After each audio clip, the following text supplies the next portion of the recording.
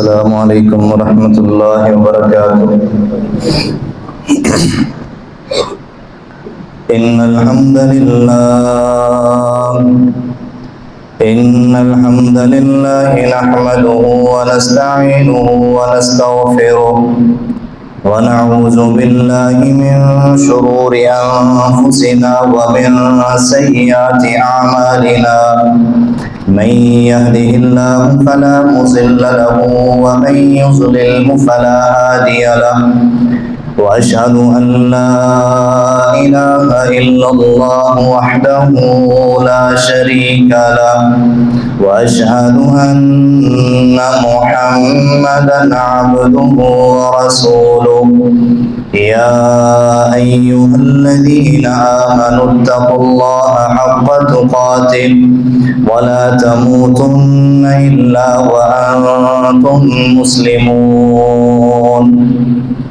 या अय्युहन्नासु इत्तक़ू रब्बकुमुल्लज़ी ख़लक़कुम मिन नफ्सिन वाहिदा व ख़लक़ मिन्हा ज़ौजहा व बस्स मिन्हुमा रिजालन कसीरन व निसाअ वत्तक़ुल्लाहल्लज़ी तसाअलून बिही वल अर्हाम इन्नल्लाह कान अलैकुम रक़ीबा।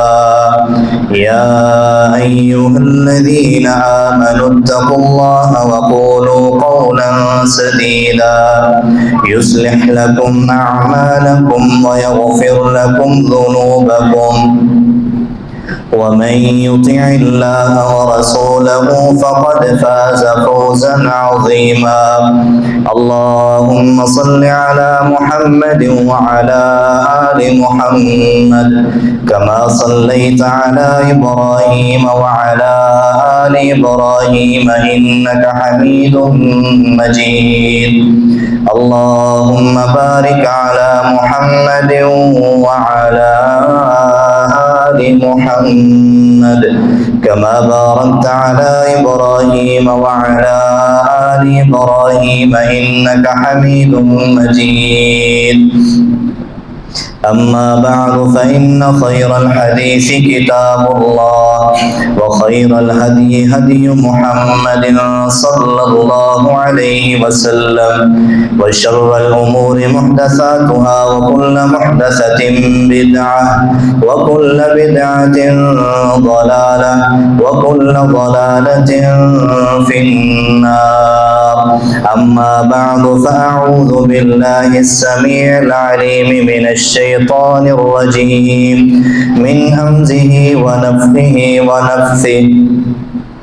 इत्तख़ज़ू अहबारहुम व रुहबानहुम अरबाबन मिन दूनिल्लाह वल मसीह इब्न मर्यम व मा उमिरू इल्ला लियअबुदू इलाहन वाहिदा ला इलाहा इल्ला हु सुब्हानहु अम्मा युश्रिकून। वक़ाल नबी सल्लल्लाहु अलैहि वालिहि वसल्लम लतत्तबिउन्न सुनन मन क़ब्लकुम शिब्रन बिशिब्रिन व ज़िराअन बिज़िराअन।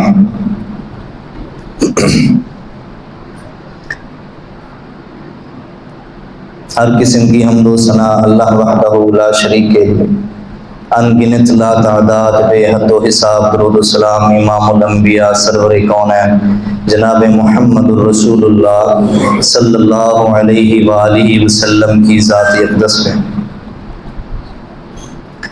रसूलुल्लाह सल्लल्लाहु अलैहि वालिहि वसल्लम को अल्लाह सुब्हानहु व तआला ने बेशुमार इनामात से नवाजा और बेशुमार मौजज़ात से अल्लाह रब्बुल आलमीन ने प्यारे पैगम्बर सल्लल्लाहु अलैहि वालिहि वसल्लम को नवाजा। मौजज़ात की बहुत सारी किस्में हैं। एक तो वो किस्म है कि जो नबी करीम सल्लल्लाहु अलैहि वालिहि वसल्लम ने बयान की और सहाबा कराम ने या आज से पहले दौर में वो साबित हो चुकी हैं, जो रूनुमा हो चुकी हैं। और एक किस्म वो है जो आगे नबी करीम सल्लल्लाहु अलैहि वसल्लम ने आगे के हालात, क़यामत तक के हालात جو رونما ہونے تھے نبی کریم صلی اللہ علیہ وسلم نے ان کے بارے میں پیشن گوئی کی ہے، کچھ معاملات کے بارے میں اور کچھ اعمال کے بارے میں۔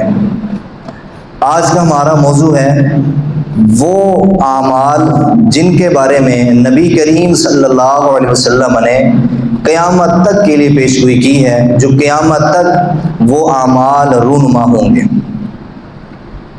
رسول اللہ صلی اللہ علیہ وآلہ وسلم نے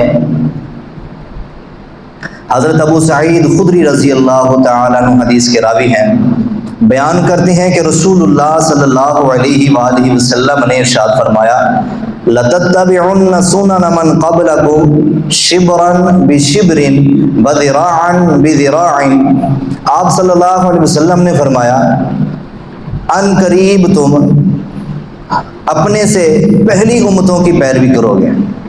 اپنے سے پہلی امتوں سے مراد یہودیوں اور عیسائیوں کی پیروی کرو گے۔ امت مسلمہ کو نبی کریم صلی اللہ علیہ وآلہ وسلم نے یہ پیشن گوئی فرمائی کہ کلمہ گو مسلمان، کلمہ پڑھنے والا، اللہ اور اس کے رسول صلی اللہ علیہ وسلم پر ایمان لانے والا، اس دین محمد صلی اللہ علیہ وسلم کو پورا اور کامل سمجھنے والا ایسا بندہ یہودیوں اور عیسائیوں کے طور طریقوں کو اپنائے گا، یہودیوں اور عیسائیوں کے طور طریقوں اور ان کے نقش قدم پر چلے گا۔ ایسے چلے گا کہ جس طرح ایک ہاتھ دوسرے ہاتھ سے ملتا جلتا ہے، ایک بازو دوسرے بازو سے ملتا جلتا ہے، ایک جوتا دوسرے جوتے سے ملتا جلتا ہے، اسی طرح نبی کریم صلی اللہ علیہ وسلم نے فرمایا ایک مسلمان کلمہ گو، کلمہ پڑھنے والا، نبی کریم صلی اللہ علیہ وسلم پر ایمان لانے والا، آخرت پر ایمان لانے والا، وہ یہودیوں اور عیسائیوں کے طور طریقوں کو اس طرح سے اپنائے گا جس طرح ایک ہاتھ دوسرے ہاتھ کے مشابہ ہوتا ہے، ایک پاؤں دوسرے پاؤں کے مشابہ ہوتا ہے، ایک جوتا دوسرے جوتے کے مشابہ ہوتا ہے۔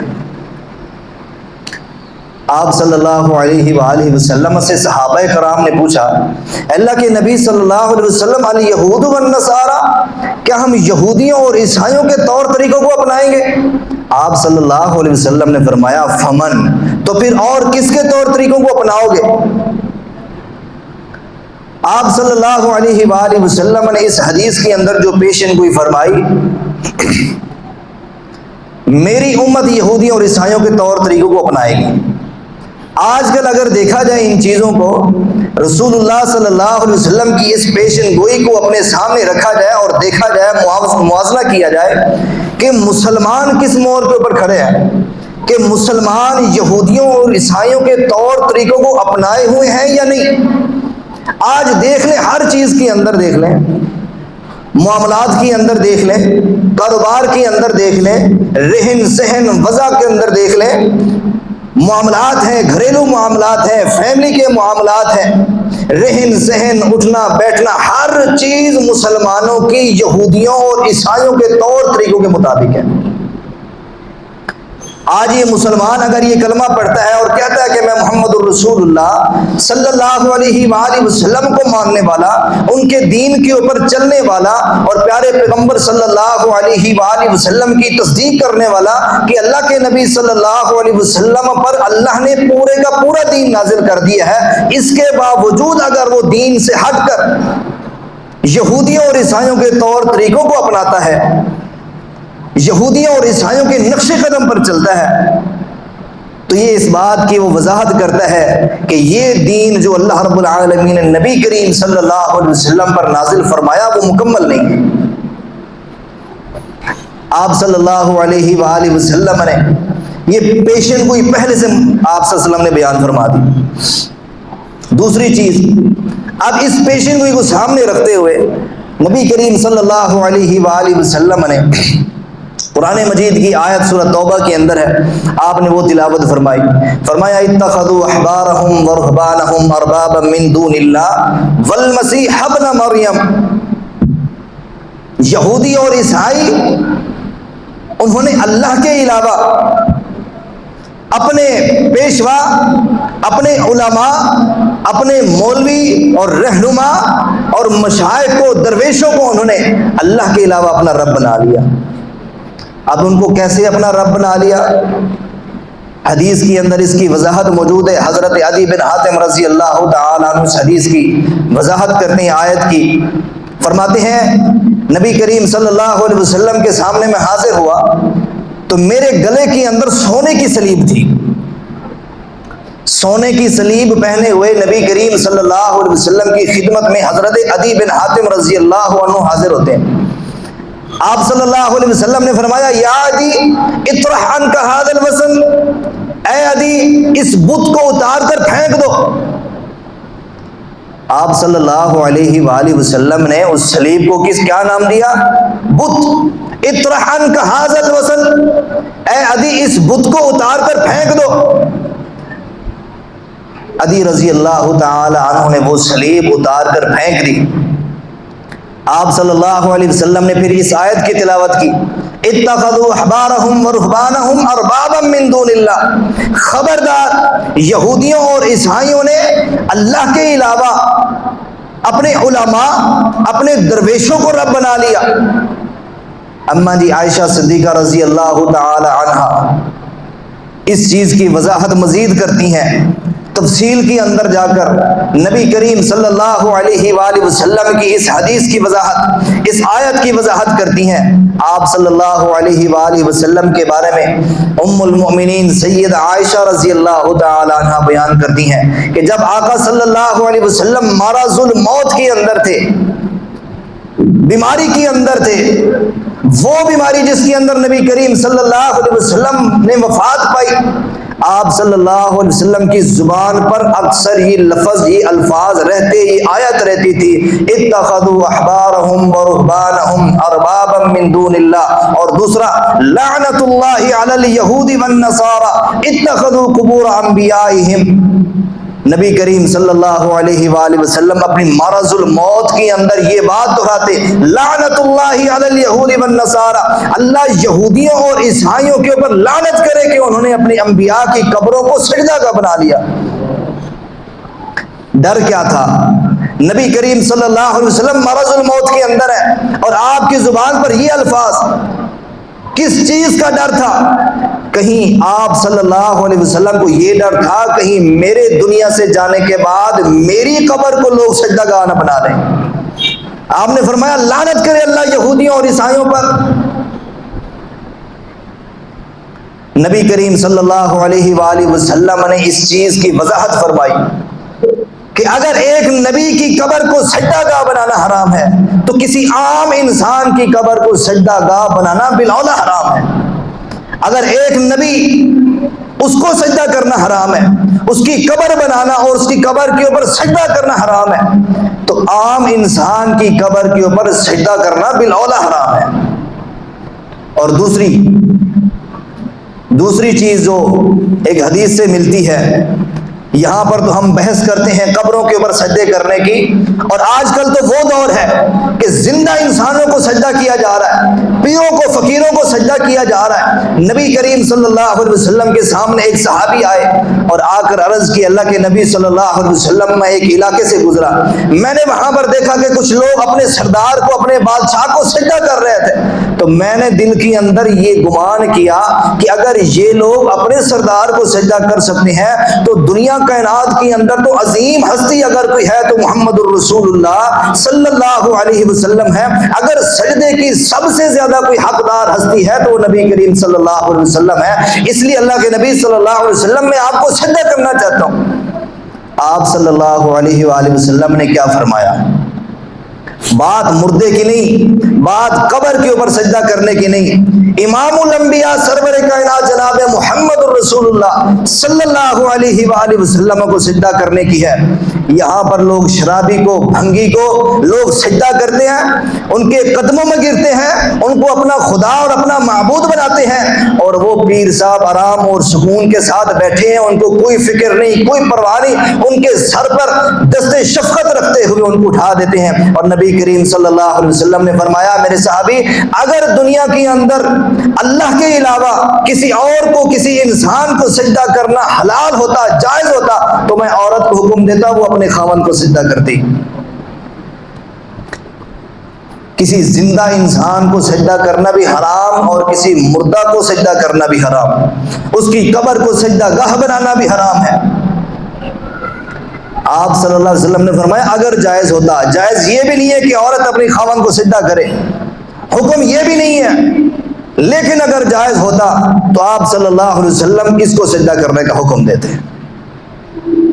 تیسری چیز نبی کریم صلی اللہ علیہ وآلہ وسلم نے جو بیان فرمائی، آپ صلی اللہ علیہ وآلہ وسلم نے ارشاد فرمایا لَيَأْتِيَنَّ، ایک وقت ایسا ضرور آئے گا، ایک زمانہ ایسا آئے گا کہ لوگوں کو پرواہ نہیں ہوگی کہ لوگوں نے کہاں سے مال کمایا، کہاں پہ خرچ کیا، ان کو اس چیز کی فکر نہیں، اس چیز کی پرواہ نہیں ہوگی۔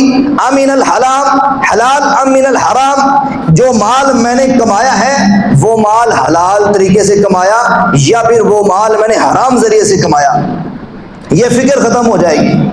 آج کل یہی صورتحال ہے، لوگوں کو پتہ ہی نہیں ہے کس طریقے سے مال کما رہے ہیں، کہاں سے کما رہے ہیں، یہ ذریعہ جو ہے یہ حلال ہے یا پھر یہ ذریعہ حرام ہے۔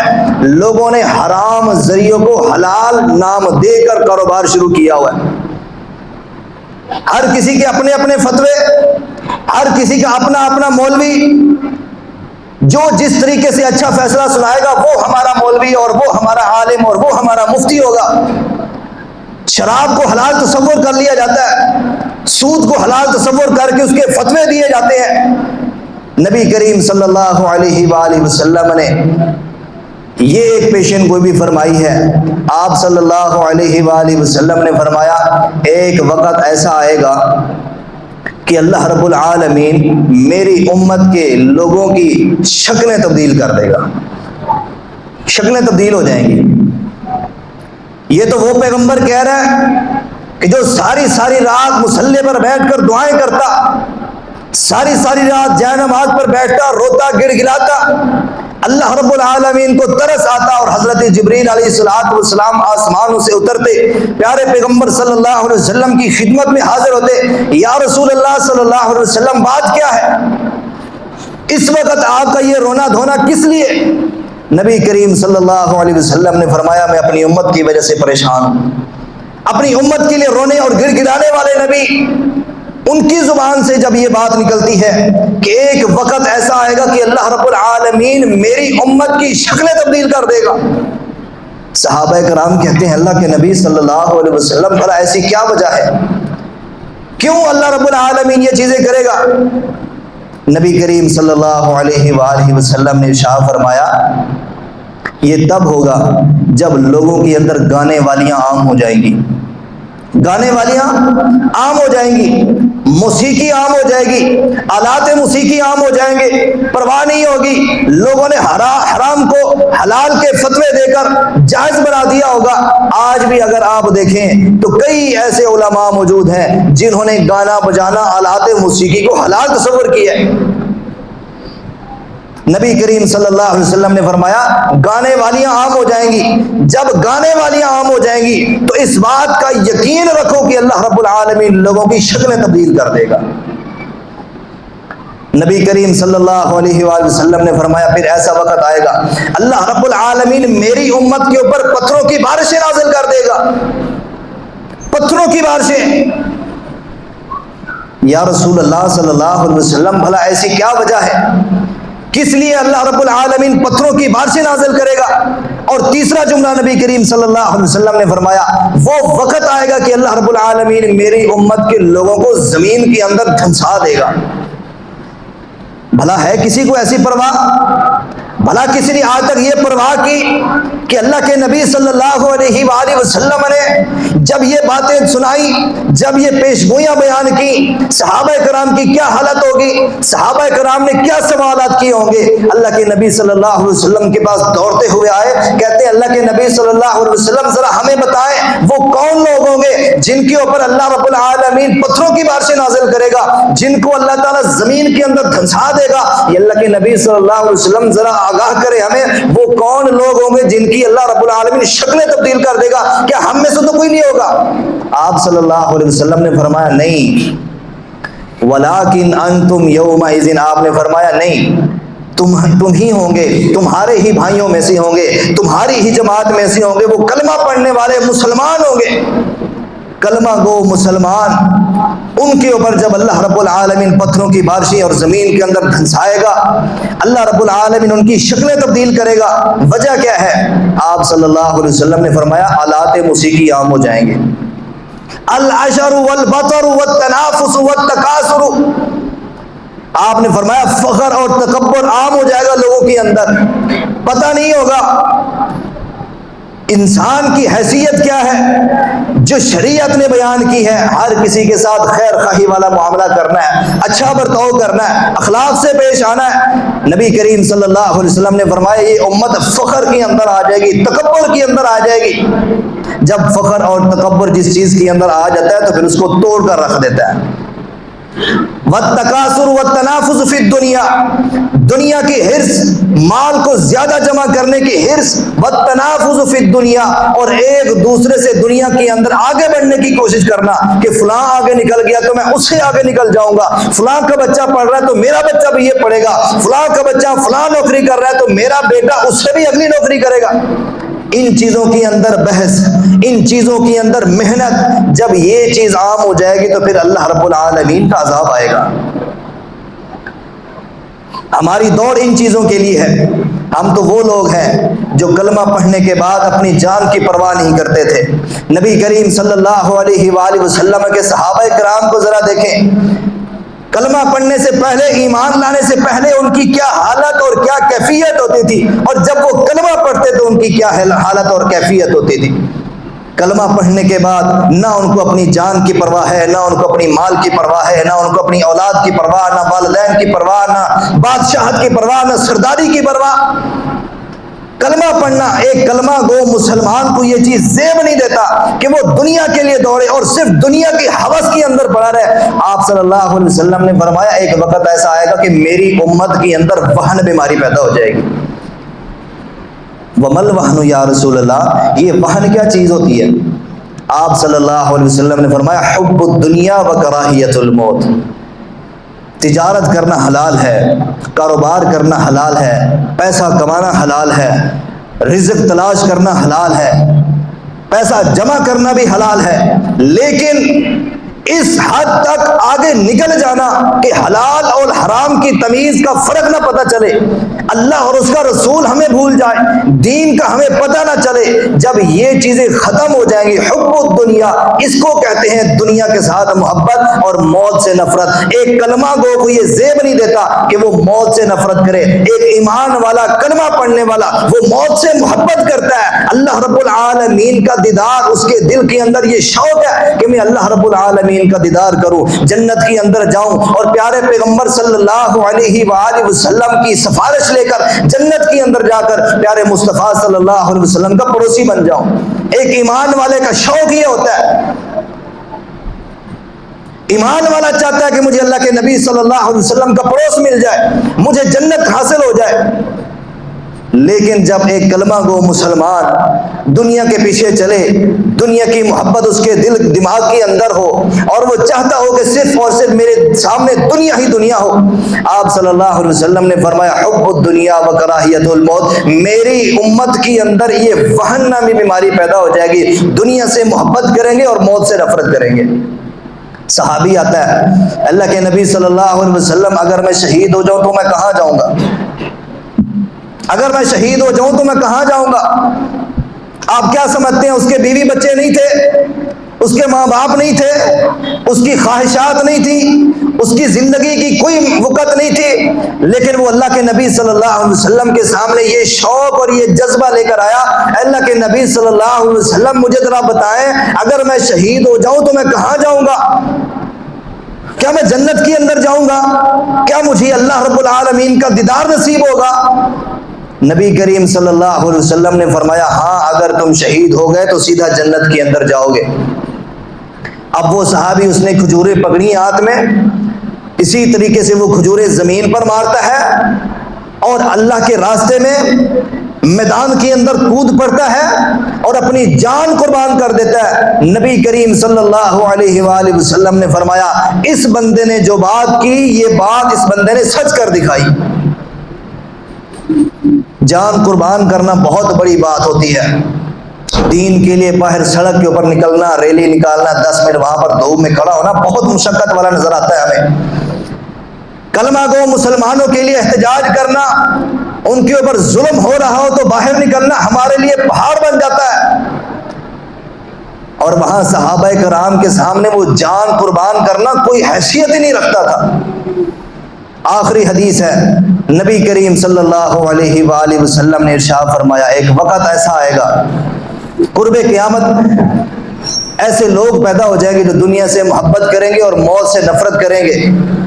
پھر آپ صلی اللہ علیہ وآلہ وسلم نے فرمایا قیامت کے دن اللہ رب العالمین کے سامنے ایسے لوگ پیش ہوں گے جن کے اعمال، جن کی نیکیاں تہامہ پہاڑوں کے برابر ہوں گی، بڑے بڑے پہاڑوں کے برابر ان لوگوں کی نیکیاں ہوں گی. اور جی اللہ رب العالمین کے دربار میں حاضر ہوں گے، حاضری لگائیں گے اور اللہ رب العالمین ان کی ساری نیکیاں اٹھا کر ہوا میں روئی کی طرح اڑا دیں گے، بکھیر دیں گے. وہ ساری زندگی کی محنت، وہ ساری زندگی کی نمازیں وہ بیکار چلی جائیں گی. وجہ کیا ہے؟ نبی کریم صلی اللہ علیہ وسلم نے فرمایا لوگوں کے سامنے تو یہ بڑا متقی اور نمازی بنتا تھا، خلوت کے اندر، علیحدگی کے اندر جب اس کو گناہ کا موقع ملتا تھا تو یہ گناہ کر لیتا تھا. لوگوں کے سامنے تو اچھا بننا ہے، تنہائی کے اندر جب آپ ہوتے ہیں اور تنہائی کے اندر گناہ کا موقع مل جائے اور یہ بندہ گناہ کر لے، ایسے لوگوں کے اعمال اللہ رب العالمین کل قیامت والے دن ہوا کے اندر روئی کی طرح اڑا دیں گے. فکر کرنی چاہیے اپنے اعمال کی، جس طرح ہم فکر کرتے ہیں اپنی جمع پونجی کی، جس طرح ہم فکر کرتے ہیں اپنے پیسوں کی، اپنی دولت کی، ہر چیز کو سنوار کر اور سنبھال کر رکھتے ہیں، اسی طریقے سے اپنے اعمال کی بھی ہمیں اس کا خیال رکھنا چاہیے، اس کا پتہ ہونا چاہیے کہ ہمارے اعمال محفوظ ہیں یا نہیں ہے. کیا ہم کوئی ایسے عمل تو نہیں کر رہے جن اعمال کی وجہ سے اللہ رب العالمین کل قیامت کے دن ہمارے اعمال کو ہوا میں اڑا دے گا؟ کیا یہ اعمال کل قیامت والے دن قابل قبول ہوں گے؟ آخری عمل جو نبی کریم صلی اللہ علیہ وآلہ وسلم نے ارشاد فرمایا ما امرت بتشییع المساجد، آپ نے فرمایا مجھے مسجدوں کو خوبصورت بنانے کا حکم نہیں دیا گیا. لا تقوم الساعة حتى يتباهى الناس في المساجد، قیامت اس وقت تک قائم نہیں ہوگی جب تک لوگ مسجدوں کو ایک دوسرے سے بڑھ کر خوبصورت بنانے کی کوشش نہ کریں. ایک قاری صاحب کی چھٹی ہوتی ہے مسجد سے اور وہ جا کر اپنی مسجد بنا لیتے ہیں کہ جی اب میں مسجد میں بیٹھوں گا، اب میرا روزگار مسجد ہے. دوسرے قاری صاحب کی چھٹی ہوتی ہے مسجد سے، وہ اپنی مسجد بنا لیتے ہیں. جس کسی کی مسجد کے ساتھ بحث ہوئی اس نے جا کر اپنی مسجد بنا لی. یہ مساجد بنانا اچھا کام ہے، لیکن ایک دوسرے کے مقابلے کے اندر آ کر بنانا، فخر کرتے ہوئے بنانا. حضرت عبداللہ بن عباس رضی اللہ تعالیٰ عنہ فرماتے ہیں لَتُزَخْرِفُنَّهَا كَمَا زَخْرَفَتِ الْيَهُودُ وَالنَّصَارَى، تم مساجد کو ایسے ہی خوبصورت بناؤ گے، مزین کرو گے جس طرح یہودیوں اور عیسائیوں نے خوبصورت بنایا. بالکل تم انہی کے طور طریقوں کو اپناؤ گے اور انہی کے نقش قدم پر چلو گے. کوئی بھی عمل ہو، ہر عمل کے اندر صرف اور صرف اللہ کی رضا، یہ دیکھنا ہے کہ یہ میرا عمل کیا اللہ رب العالمین کے سامنے قابل قبول ہے یا نہیں. یہ جو عمل میں نے محنت کی، مشقت کی، یہ عمل قبول ہوگا یا نہیں ہوگا. ہر عمل کے اندر صرف اور صرف اللہ تعالیٰ کی رضا کو سامنے رکھیں اور ان اعمال سے بچنے کی کوشش کریں جن کے بارے میں نبی کریم صلی اللہ علیہ وسلم نے وعید سنائی، جن کو نبی کریم صلی اللہ علیہ وسلم نے حرام ٹھہرایا، جن کے بارے میں نبی کریم صلی اللہ علیہ وسلم نے پیشن گوئی فرمائی ہے. ان اعمال سے بچنے کی کوشش کریں تاکہ قیامت والے دن ہمیں پیارے پیغمبر صلی اللہ علیہ وآلہ وسلم کی سفارش مل جائے، آقا علیہ الصلوۃ والسلام کے جھنڈے کے نیچے ہم بھی شامل ہو جائیں. کل قیامت والے دن اللہ رب العالمین کے عرش کے سائے کے نیچے اللہ رب العالمین ہمیں بھی جگہ عطا فرمائے. جب ساری کائنات کے لوگ جمع ہوں اور اللہ رب العالمین ان ساری کائنات کے لوگوں میں سے ایک بندے کو آواز دے اور کھڑا کرے کہ فلاں بندہ کھڑا ہو جائے اور میرے عرش کے سائے کے نیچے آ جائے، کس کس قدر عظیم اور کس قدر شان اور کس قدر حیثیت رکھنے والا اور کس قدر مرتبے والا وہ بندہ ہوگا، اللہ رب العالمین اس بندے کو بلا کر اپنے عرش کے سائے میں جگہ دے۔ کوشش کرے کہ وہ اعمال کرے کہ جن کی وجہ سے اللہ رب العالمین کل قیامت کے دن ہمیں اپنے عرش کے سائے میں جگہ دے، پیارے پیغمبر صلی اللہ علیہ وسلم کی سفارش کا حقدار بنائے، پیارے پیغمبر صلی اللہ علیہ وسلم کی جنت کے ساتھ ہمیں ان کا پڑوسی بنائے، اور قیامت والے دن اللہ رب العالمین ہمیں اپنا دیدار نصیب فرمائے۔ آمین وآخر دعوانا ان الحمد للہ رب العالمین۔